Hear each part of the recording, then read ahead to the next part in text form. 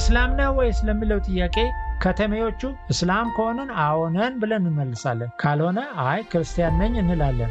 በገጠር ግን ክርስቲያን የሆነ አማራ እስላም ነህ ወይ ብሎ ቢጠየቅ የለም አማራ ነኝ ብሎ ሊመልስ ይችላል። ይህንን የሚልበት ምክንያት ራሱም ሆነ ሌሎች ህዝቦች አማራነትንና ክርስቲያንነትን ተወራራሽ ቃላት አድርገው የሚጠቀሙበት ስለሆነ እንጂ አማራ የሚባል ህዝብ የለም ለማለት አይደለም። እንደ ህዝብ አማራው በሃይማኖትም ቢሆን ክርስትናና እስልምና ሃይማኖት ተከታዮች የነበሩበት አሁንም ያሉበት መሆኑን አስታውሰን ማለፉ ተገቢ ይመስለናል። አማራ ማለት ክርስቲያን ነው ማለት የትግሬው ክርስቲያን፣ የኦሮሞው ክርስቲያን፣ የጀርመኑም ክርስቲያን አማራ ነው ከሚለው አስቸጋሪ መደምደሚያ ነፃ አያደርገንም። ይሄ ደግሞ አማራ የሚለውን ቃል ደገኛ ተራራ ላይ የሰፈረ የሚል ትርጉም ሰጥተው ከሀገራችን ተራራ አልፈው በሂማሊያ፣ በቲቤት፣ በአልፕስ ተራሮች ላይ የሰፈረውን ፍጥረት ሁሉ አማራ ነው ብለው ሊያሳምኑን ከሞከሩ ጠበብ ጥበብ የተለየ አይሆንም። ዛሬ ላለንበት አስቸጋሪ ወቅት እንዲህ አይነቱ አጓጉል ፍልስፍና እንደ ግለሰብ ሆነ እንደ ህዝብም አይበጀንም። አማራነት የዘመናት የጋራ ቋንቋ፣ የዘመናት የጋራ ታሪክ፣ ተመሳሳይነት ያለው ባህል ያላቸው ህዝቦች የጋራ ማህበራዊ ማንነት መግለጫ ነው።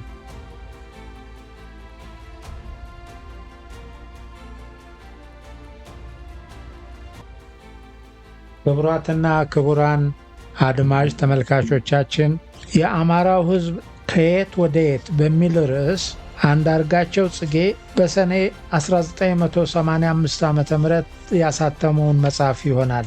በዚህ ጽሑፍ ውስጥ የሰፈሩት ሐሳቦች በሙሉ የጸሐፊው ወይም የደራሲው ናቸው። የእኛ ዓላማ በጽሑፎች ውስጥ የሰፈሩት ነገሮች ምን ያክል ለህዝብ ጆሮ መድረስ እንዳለባቸው መገመትና አስፈላጊ ሆኖ ስናገኛቸው ማስተላለፍ ብቻ ነው። ይህ መጽሐፍ 7 ምዕራፎች ያሉት ሲሆን በ62 ገጾች የተጠናቀቀ ነው። መጽሐፉን ከመግቢያው ጀምሮ እናነባለን። መልካም ጊዜ።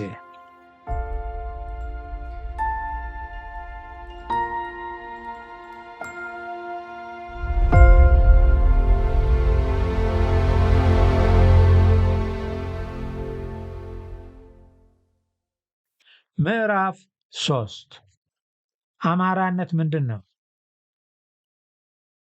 የሌሎች ህዝቦች ብሔረተኝነት ጥርትና ኩልል ብሎ ሲታይ የአማራነት ስሜት ግን ለምን እንደ ሌሎች ህዝቦች ስሜት በተመሳሳይ ደረጃ መታየት አቃተው?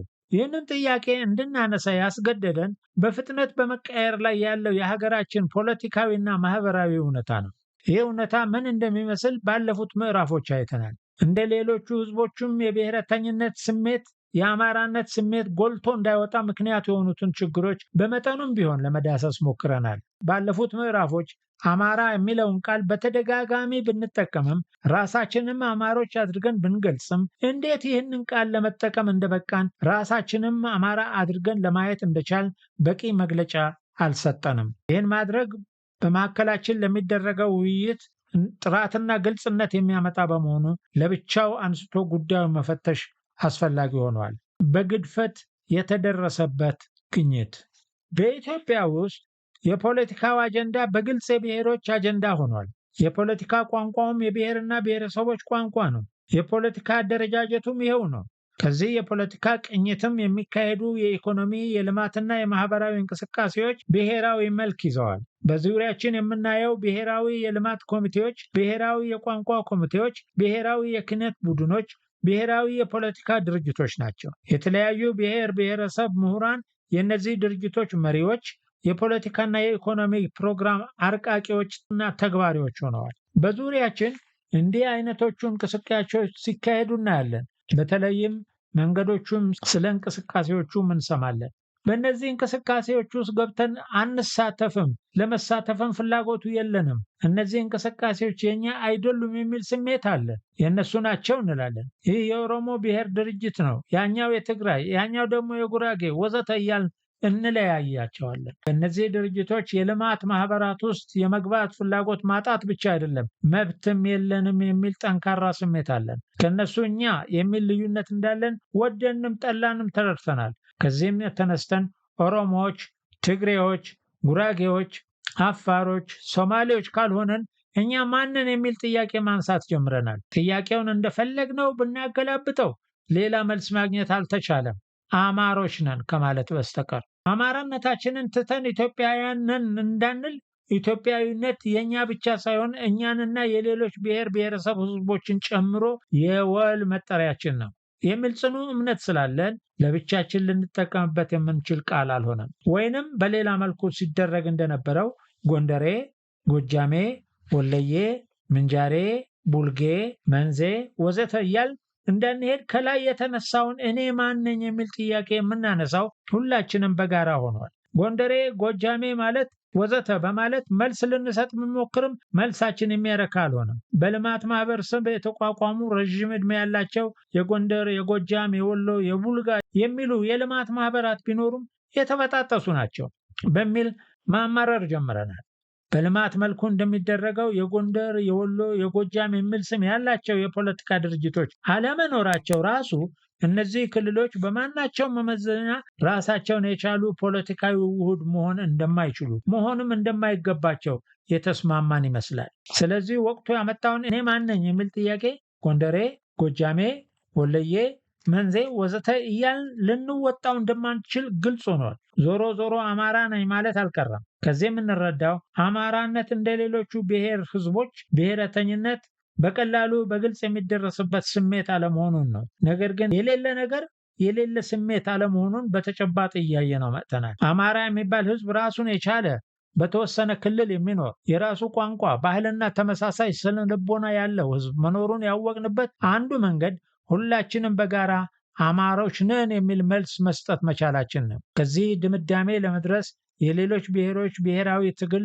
ፖለቲካዊ ይዘቱ መጨመሩ ያበረከተው አስተዋጽኦ የፈጠረው ግፊት የማይካድ ነው። በመሆኑም ነው አማራነት ዙሪያውን ህዝቦች በብሔራዊ መልኩ ሲደራጁ አንድ ህዝብ መካከል ላይ ተለይቶ በመቅረቱ በግድፈት የተደረሰበት ግኝት ነው የምንለው።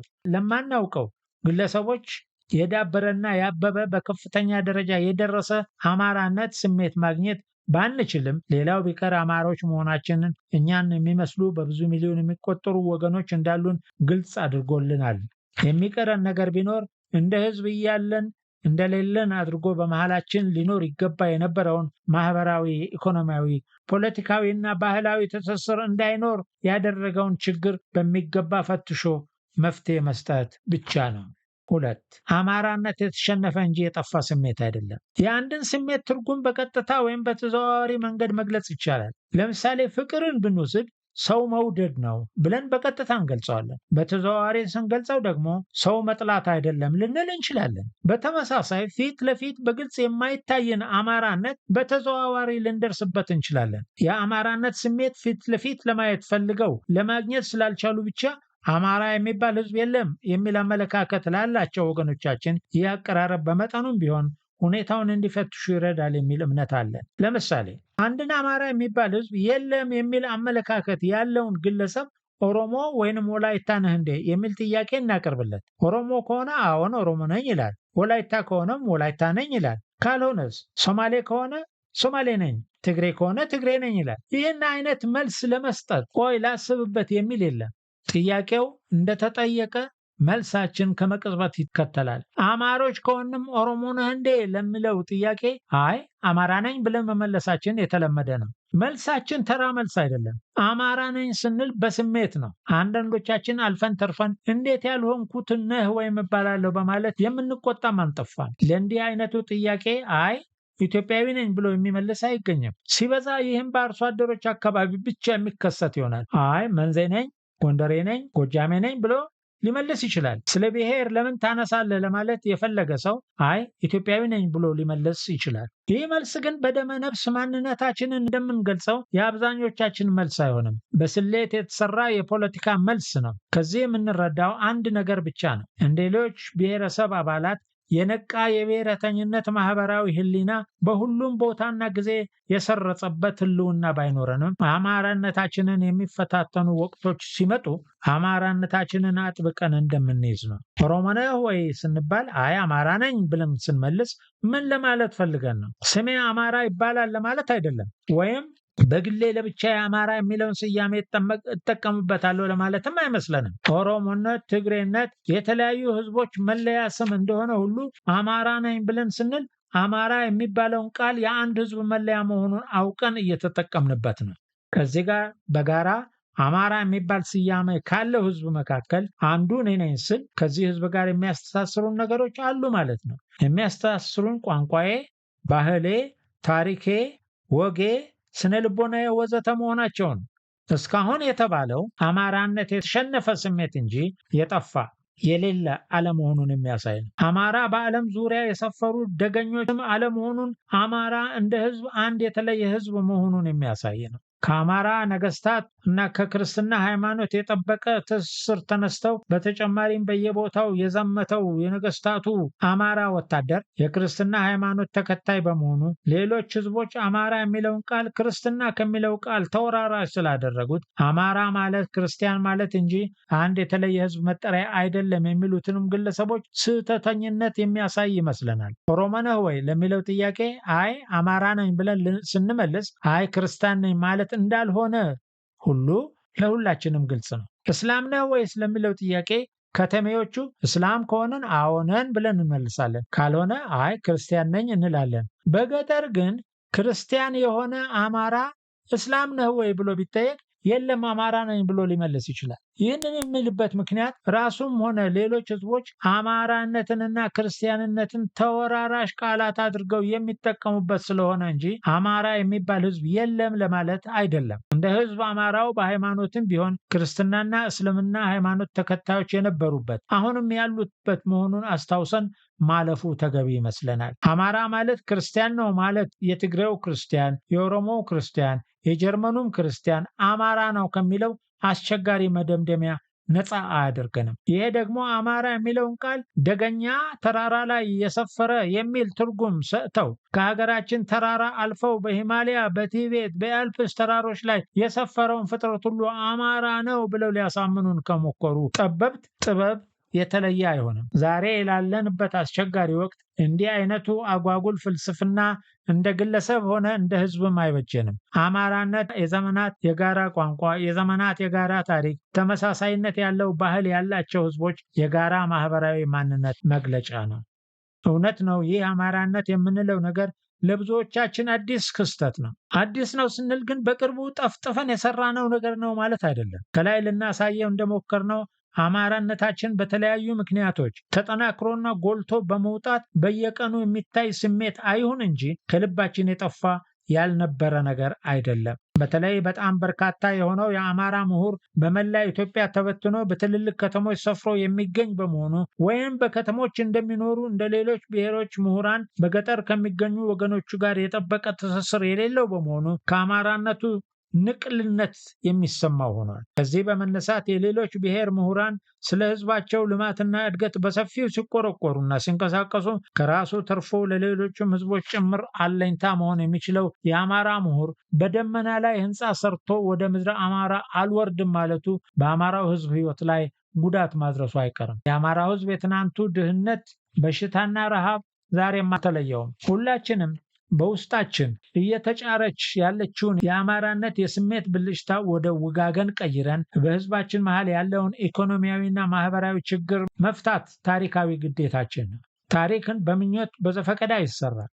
ያለንበትን እውነታ በደንብ ለመረመረ የነገ ቤታችን የህዝባችን ተስፋ ዛሬ በረሃ እየበላቸው ዝናብ እያጠባቸው በመራቆት ላይ ያሉት የአማራ ተራሮች ላይ ነው። የነገ ማረፊያችን ዛሬ እንደ ባይተዋር የምናየው የዛ የቆፈና ሜደበሎ ለባሽ የዛ የሰው አክባሪ የእንግዳ አስተናጋጅ የአማራ አርሶ አደር መንደር ነው። 3 አማራነትን ደምና አጥንት አይገልጸውም። በዚህ ርዕስ ያለንን አስተያየት ከማጠቃለላችን በፊት ከላይ ያስቀመጥነው የአማራነት ምንነት በሀገራችን ተጨባጭ ሁኔታ የተሟላ ትርጉም ሰጥቶ ማለፉ ለእኛ ብቻ ሳይሆን ለሌሎችም ጠቀሜታ ይኖረዋል። ከዚህ በፊት ባለፍናቸው ምዕራፎች እንዳየነው የብሔር ጥያቄ ሲነሳ ከስነ ልቦና ጭንቀት የተነሳ እውነተኛ ችግር ውስጥ የሚገቡ በርካታ ግለሰቦችን አንስተን የእነዚህን ግለሰቦች ችግር ሊሰማንና ለችግሩ መፍትሄ ለመስጠት ወገናዊ ግዴታችን እንደሆነ ገልጸን ነበር። ለማስታወስ ያክል እነዚህ ግለሰቦች ሀ ከአማራና ከሌሎች ብሔሮች የተወለዱ፣ ለ በጋብቻ ከአማራና ከሌሎች ብሔሮች ተጋብተው ቤተሰብ የመሰረቱ ነበሩ። ከሀገራችን ሁኔታ ስንነሳ ከነዚህ ውጭ ያሉ የአማራው ብሔር በቋንቋና በባህል በሁሉም ህዝቦች ላይ በነበረው የበላይነት የብሔራቸውን ቋንቋና ባህል የረሱ፣ ቋንቋቸው አማርኛ ባህላቸውም የአማራው ባህል የሆኑ የሌሎች ብሔር ተወላጆችን ጉዳይ አንድ ላይ ማየቱ ጥሩ ነው። በሀገራችን የፖለቲካና የማህበራዊ ህይወት ውስጥ እነዚህ ግለሰቦች የተረጋጋና ገንቢ ሚና መጫወት እንዲችሉ የብሔር ጥያቄ ሲነሳ ከሚገጥማቸው ስጋትና ጭንቀት ነፃ መሆን ይገባቸዋል። በእኛ እምነት የአንድ ብሔር አባልነት በግለሰብ ውስጥ ባለ የአማራነት ደም ወይንም የአማራነት አጥንት የሚተረጎም አይደለም። አማራነት ምንድን ነው የሚለው ጥያቄ ምላሽ ያገኘው በቋንቋ በባህልና በታሪክ ተመሳሳይነት ያላቸው ህዝቦች ማህበራዊ ስሜት ነው የሚል ነው። በደም በአጥንት በዘር ሐረግ ቆጠራ የደረስንበትም አይደለም። እውነታዊ ከሆነ በቋንቋው በባህሉ በስነ ልቦናው አማራነት የሚሰማው ማንኛውም ግለሰብ ራሱን አማራ አድርጎ የማየት መብት አለው። የአማራው ህዝብ እንደ ህዝብ በፖለቲካ በልማትና በማህበራዊ መስኩ ራሱን ለመቻል በሚያደርገው ትግል የመሳተፍ መብትም አለው፣ ግዴታም አለበት። በተለይ በአሁኑ ወቅት የሀገራችን የመንግስት አወቃቀር ብሔርን መሰረት ያደረገ ፌዴራላዊ አወቃቀር መሆኑ አማራጭ የሌለው ጉዳይ የሆነ በመጣበት ወቅት እንደነዚህ ያሉ ግለሰቦች ለራሳቸውም የመንፈስ እርካታ ሆነ ለህዝቦቻቸው ሁለንተናዊ እድገት ግንባታ በሚያመች መንገድ የራሳቸውን ውሳኔ በነፃነት ሊወስኑ ይገባቸዋል። አንድን ግለሰብ ከሚናገረው ቋንቋ፣ ከተላበሰው ባህል፣ ለስሜቱ ከሚቀርበው ወገናዊነት ውጪ በደምና በዘር ሐረግ ቆጠራ የት እንደሚገባ እኛ እንወስንለት የምንል ከሆነ በዚህ ኋላ ቀር አመለካከት ያለምንም ምርጫና ፍላጎታቸው ከሁለት ካላነሰ ብሔር በመወለዳቸው ብቻ ያለ ምርጫቸው በአንድ አካባቢ በመወለድና በማደጋቸው ብቻ ኢሰብአዊ ድርጊት እየፈጸምንባቸው መሆኑን መረዳት ይገባናል።